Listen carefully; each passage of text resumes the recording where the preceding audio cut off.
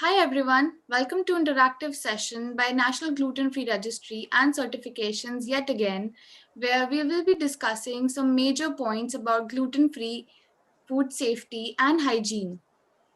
NGFRC is a trusted national database where consumers will find reliable information about gluten free products and services with full transparency. The registry offers basic to advanced information on gluten free products and services. The products include both Indian and imported varieties for your better knowledge. Today we have on board Ms. Charu Khurana, ex-hygiene manager at the Surya Hotel, Delhi. FSSAI Impanel Food Safety Trainer and Hygiene Auditor. Ms. Khurana is a food technologist from Delhi University, Lead Auditor FSSC 22000 QMS EMS. She is also a CII Food Safety Award Assessor. She has keen experience of managing and leading a quality, safety, and hygiene team within a hospitality, catering, and food manufacturing. She also has knowledge about food microbiological laboratories set up. Ms. Charu has conducted many food safety and quality trainings. Hello, ma'am. Thank you so much for joining us today. Thank you, Anushka. I would like to thank you for giving me an opportunity to come on this platform and sharing my valuable knowledge to everyone. Thank you so much. Means a lot to us. So, I think we should just start with the session and let me just, put forward my questions. Please. So, here goes my first question. What are your views on the lack of awareness about the gluten free foods in our country? See, celiac disease, that is gluten intolerance, is perceived mainly in Indian population as a Western disease. Gluten sensitivity has never been really taken seriously in India. Unlike traditional allergies, which cause immediate reactions, gluten sensitivity is harder to pin down. Since it's gradual, it comes in various forms like headache, stomach cramps, bloating, anxiety, depression. Many get confused. They can't diagnose whether it's a gluten intolerance or due to some another deficiency in a body system. So the biggest barrier in among Indian population in prevention and treatment of celiac disease is the limited awareness about it, and it causes among Indian population. Celiac disease is now seen as one of the emerging health epidemics. Therefore, creating awareness and educating people about the disease is the need of the hour. Medical science research data reveals that celiac disease affects close to 6 to 8 million people in India, and the prevalence of celiac disease is greater in northern India. 1 in 90 people in northern India suffer from celiac disease, followed by northeast India. The disease found less in common in the southern states. Right. No, I think that's, great input which you have put forward. I think most of the people might not be knowing about this. Yes, it is just unawareness. Disease is prevailing among the population, but people are not aware of. They do not diagnose it. They don't go for testing. They don't know what diet they should be taking.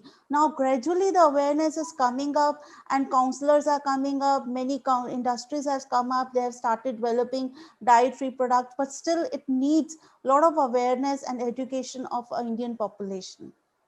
So, like when we talk about the education and the awareness, so how do you train the staff to manage the special gluten-free meals in the hotels and the restaurants?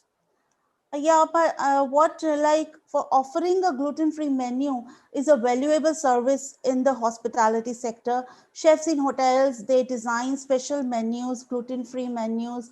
They are culinary specialists. New product development is practiced by culinary specialists. So all culinary specialists have hotel management background, and allergen is a part of their curriculum, so they are aware of. And moreover, FSSA is launching a FOSTAC program in which allergen awareness is given to all of them. And those specialists in hotels, they plan a meal to ensure good taste and flavor. For example, poha cutlet, soya paneer salad, moong dal dosa, pickled idli, ragi bread, ragi toast. And training has been given to them so that if in case any of foreign national or Indian national guests are coming in, they can choose the product, they can choose the food as per their liking, disliking from the menu. Okay. And are there any specific protocols you have set up for the food departments in your hotel? Yes, there are protocols. Suppose very first, even if the booking they are doing, any reservation they are doing, so there are alerts. Alerts are immediately created at the time of reservation. If guest has any health and dietary requirements, they discuss meal alternative with the culinary specialist in a hotel and order allergen and gluten-free meals in advance. Even they are booking through travel agents, so they also check special dietary needs and travel destination of the guest. And so they might be requiring a refrigerator separate in their rooms, and which may be at extra fee. Guests are made to coordinate with the culinary specialist if before the reservation also, and after the check-in also. Once they check in, even in the menu there will be a punchline written that in case of any dietary needs, do let us know. And whenever they'll be walking into the restaurant, there will be signboards written like, please let us know any dietary needs. Menus, even whatever menu item will be there, opposite that there will be small logos of allergens specifying that what item is having what allergen in it.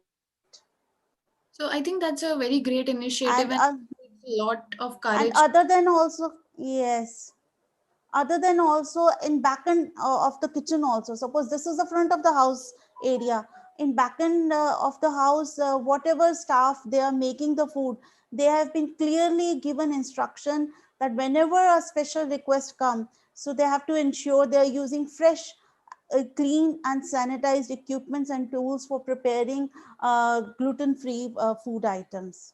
For example, open flame grills, sometimes there is a carbon free in the air. So use of clean wire brush design the grill racks typically removes residual contaminants. So to avoid cross contact, so all the chefs back end of the house, even front of the house, service of the staffs, they have been, they have been trained and aware of to avoid any cross contamination while preparation of gluten free meals. Okay, okay. So I think that's when we talk about a little high-end hotels and restaurants. But my question to you would be like, what difference do you feel between the small-scale hotels and five-star when it comes to handling special requirements like gluten-free food? Yes. Uh, See, Anushka, what I believe is that policies and procedures are same for all the FBOs. Any food business operators, we have FSSAI guidelines. So, as per FSSAI guidelines, allergen segregation policy, allergen handling, allergen storage, processing, there are guidelines for that. And as per the guidelines, all FBOs are supposed to follow it, implement it. But now, where the difference comes is that implementation, the main implementation, if training is not good, so the rule is same, be it a four-star, be a restaurant or a five-star hotel. The rule is the same, law is the same, compliance is the same, but skilled resources are deficient. What I feel is, like in above luxury hotels, resources are skilled, they are more trained, they are more aware of, and they can communicate with the guest. So FASTag program is now been initiated by FSSAI. They are strengthening now the knowledge and awareness of food safety, and so to bring all these FBOs at same level, so that later on, so after the training, no one can say that this is a five-star hotel compliance or four-star. So the initiative of FSSAI is just to bring everyone on the same plane. Right. So, do you think the menu should have a special gluten-free label for allergens, as you just spoke about allergens? Mm-hmm. Yes, there should be label on the menu, so, because labels act as a sort of reminders. They are used in menus for easy understanding to know what allergens are present in food. Sometimes guests might miss to inform to the service staff while placing the order. So they are sort of reminders, and they should be. I would suggest that. Right, completely true. So, how do you differentiate between the regular and the gluten-free food in the kitchen? Okay. Regular food, like as per FSSAI guideline, it is mandate wherever allergens are being utilized or processed, even right from the receiving, storage, processing, and final service step. All the staff need to make a special separate rack for storing it, and they have to identify it. It is mandated by the FSSAI guideline. So segregation policy, identification of that allergen corner where they are preparing it, that separate corner has been designed. Okay, I think that's really great. So, do you think because of the lack of awareness and a small subset demand of gluten-free menu, it limits the variety and promotion of the gluten-free menu among the industry? Yes, rightly said. Gluten-free products will be manufactured according to the demand in the market. Now, due to lack of awareness among the Indian population, so there is no demand in the market. Once the awareness will come, demand will generate, then of course promotion of GF menu will be among the industry. That's right. I think awareness is important. Then only, Yes, we can proceed to the next step. very true, very true. So, how do you, quality your vendors while procuring raw material required for the gluten-free dishes like, oil, gluten-free flour, and ensure it's not contaminated at all? Hmm.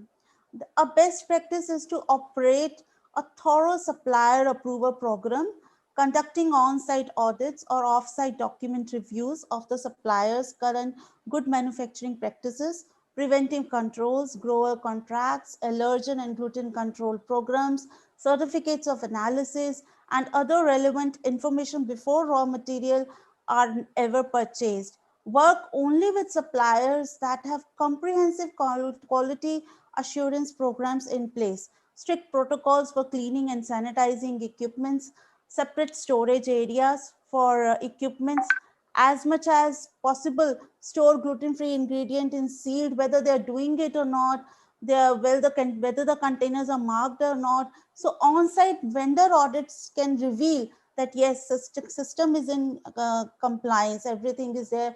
For example, they're scheduling gluten-free production 24 hours after gluten-containing production to allow airborne particles adequate time to settle on surfaces and be wiped away. So it is the responsibility of the FBO to check the cleaning sanitation program at the end of the raw material supplier place also. Okay. Okay. So, if we talk about the day-to-day life and, what is relatable to the consumers, like likewise, veg and non-veg vegan labels, like, do you see gluten-free labels in Indian catering and functions? Recognizing the challenges faced by celiac patients, FSSA has established the standard for gluten free foods and their labeling requirements under the Food Safety Standards Regulation 2011, wheat, barley, etc. Only foods that contain 20 milligram gluten per kg or less can be labeled as a gluten free. So the label declaration has been mandated by the FSSAI. Okay. So I think that was, very informative and, very productive of you. Thank you so much for taking out time for NGFRC. And it was a really great session, and we thank you for joining us today. And I would also like to thank NGFRC is a trusted national database of food products and services related to gluten free. It's a vision of NGFRC to help consumers to take a concrete decision upon what to choose. The registration of product with NGFRC will offer basic to advanced information on gluten free product and services. The products will include both Indian and imported varieties for your better knowledge, and I think you're doing a commendable job, and it's raising out awareness among gluten free foods, which many people in our country lack. And I think this initiative was long awaited. It's very important to know and understand what your body require. Moreover, there is a slight gap between the manufacturer and the consumer, and NGFRC is mapping that gap and bringing the awareness, and by doing the registration of the products, so that all among the society, all the consumers can come to know what products are available and are they authentic or not. That is very important. So I think it's a great initiative. Thank you, Anushka.